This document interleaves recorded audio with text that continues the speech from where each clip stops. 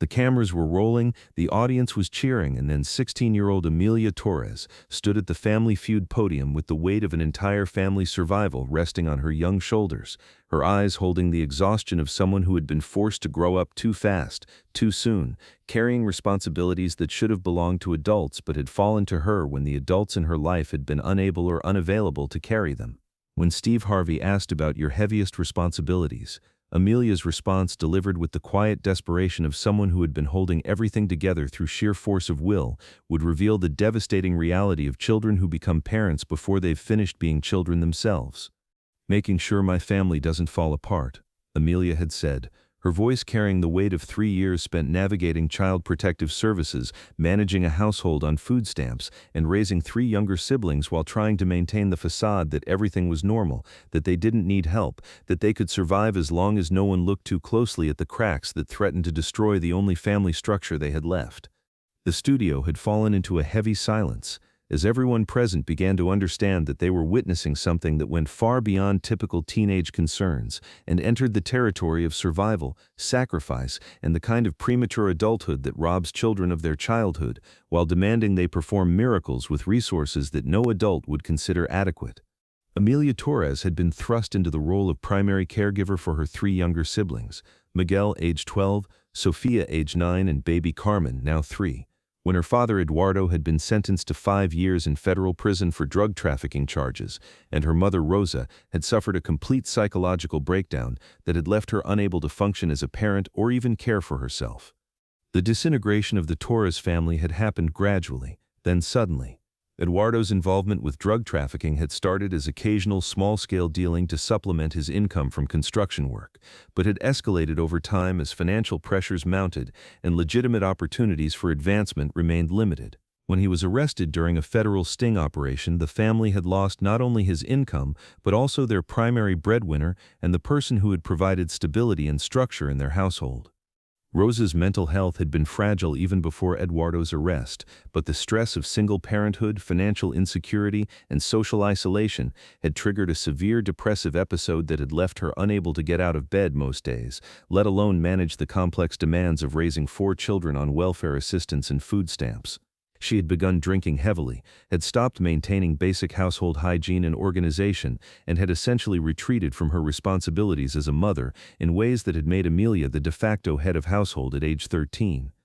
The transition had been terrifying and overwhelming for Amelia, who had gone from being a normal middle school student to being responsible for getting her siblings ready for school, preparing meals with whatever food was available, managing appointments and school conferences, and trying to keep the family together while hiding their situation from authorities who might separate them if they understood how completely their mother had abdicated her parental responsibilities.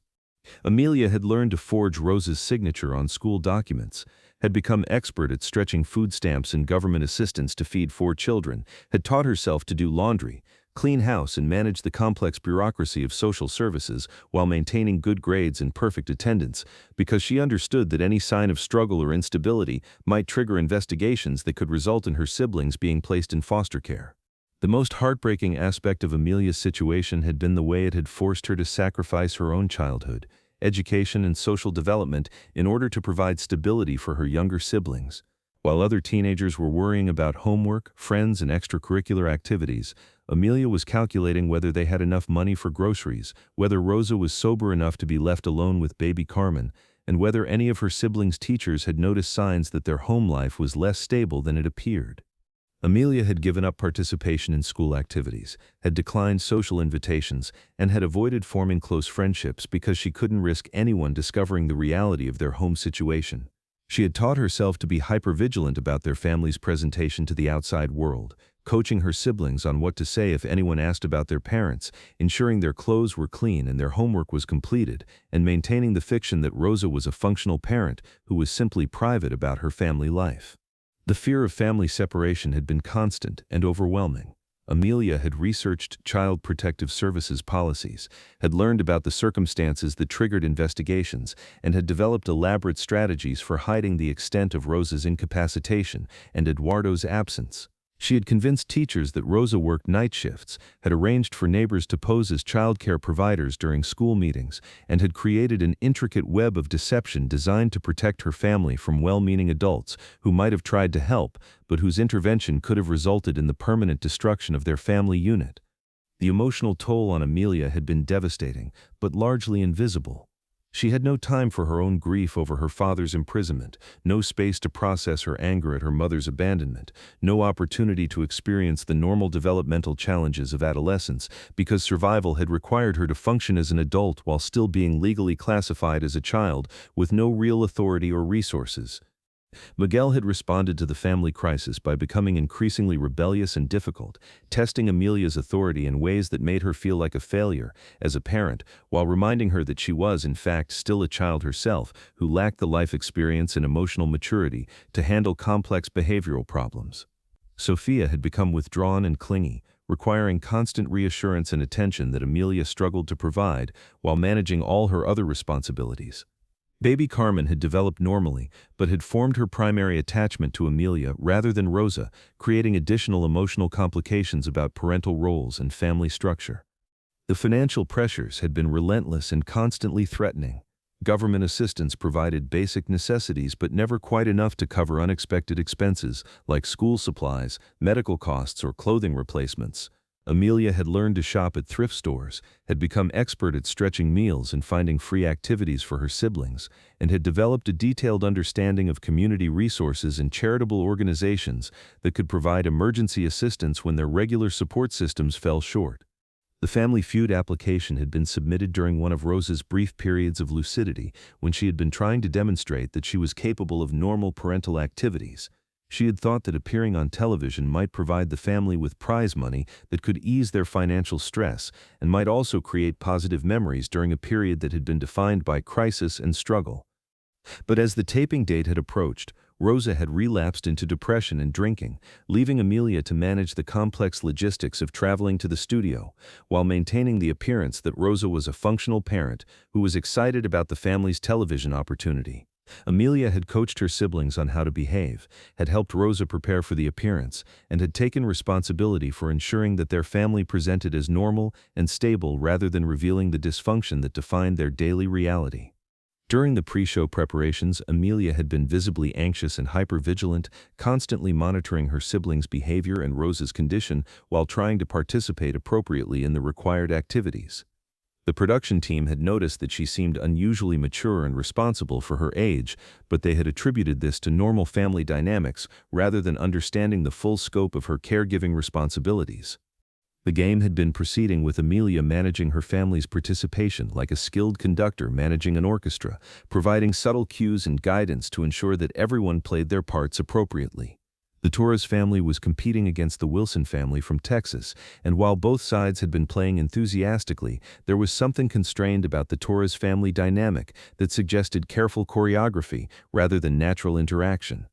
But when it came time for the category Your Heaviest Responsibilities, and it was Amelia's turn at the buzzer, the question had struck directly at the heart of the burden that had defined every aspect of her existence for the past 3 years.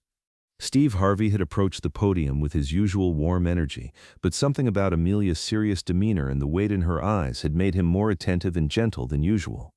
"All right, Amelia," Steve had said softly, "your heaviest responsibilities, what comes to mind?"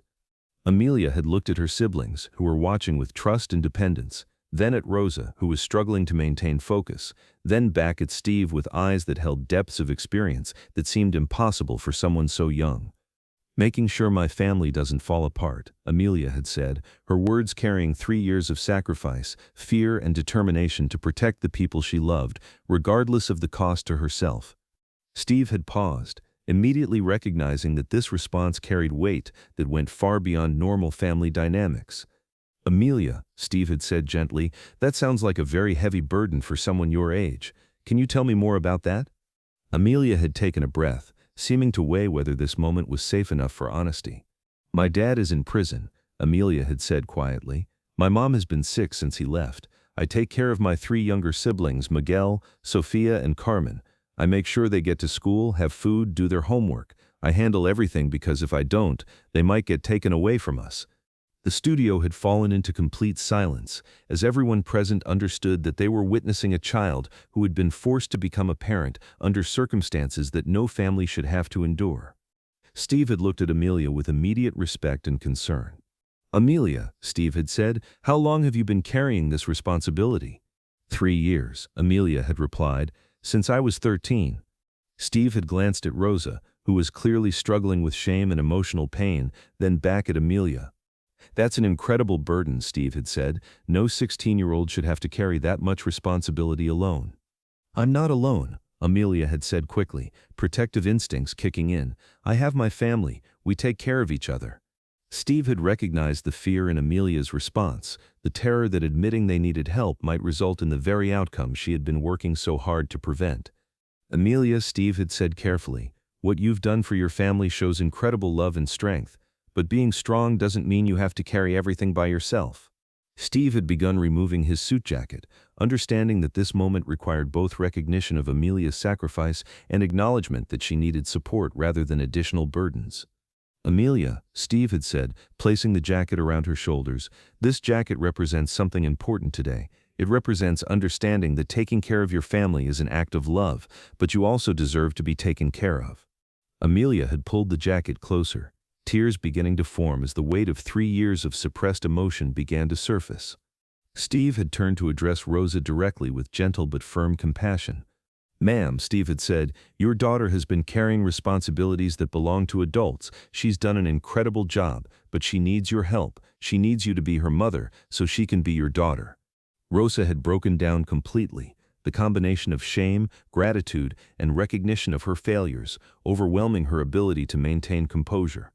"I know," Rosa had whispered.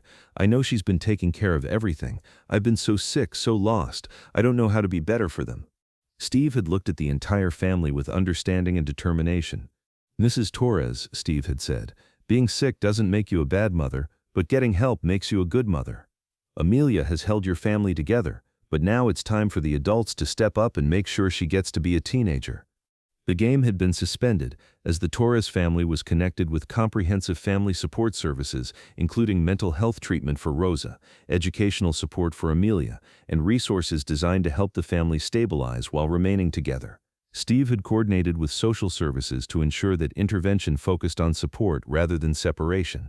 The episode was edited carefully and aired with extensive resources provided for families in similar situations. It became a powerful advocacy tool for supporting families in crisis while keeping them together whenever possible. Amelia had kept Steve's jacket as a symbol of the moment when her invisible sacrifice became visible and met with support rather than judgment. More importantly, she had begun receiving the help she needed to continue her education, while her mother got treatment and learned to resume her parental responsibilities. The jacket represented her understanding that love sometimes means asking for help, that being strong doesn't mean being alone, and that the best way to protect her family was to ensure that everyone got the support they needed to heal and grow together. Because that's what love looks like when it chooses support over silence. That's what family sounds like when it gets the help it needs to heal. And that's what happens when a 16-year-old girl learns that being a hero doesn't mean carrying everything alone, but knowing when to accept help so that everyone in the family can have the chance to be who they're supposed to be.